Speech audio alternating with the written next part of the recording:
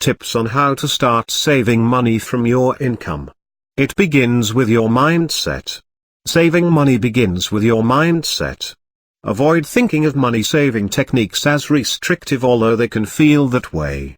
The traditional methods. There are many tried and true ways of how to save money each month. Every day put all of your loose change into a jar. Every once in a while, deposit the money in your savings account.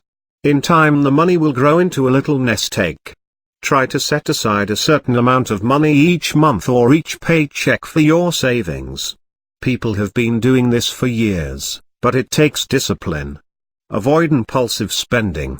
Most families probably spend at least a couple thousand shillings a year on things that they don't plan to buy. There are two easy ways to reduce these impulse buys and save thousands. Stick to your grocery list. Research shows that people who can avoid impulse spending can save up to 20% on their grocery bills. So create a grocery list and stick to it if you really want to save some money. Don't shop with plastic.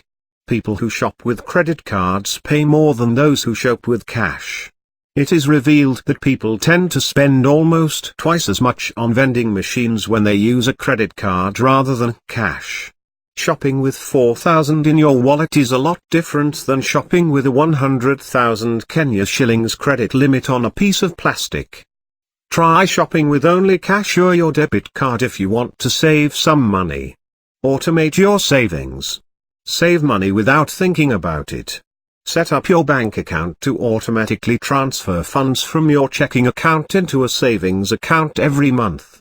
Or, set up your direct deposit to automatically transfer 10% of each paycheck into your savings account. Track your savings. We can fall into the trap of thinking spending on big things is what gets us into trouble, when often it's the little things that end up costing us more. That's why it's important to keep track of your day-to-day spending, so you don't live beyond your means.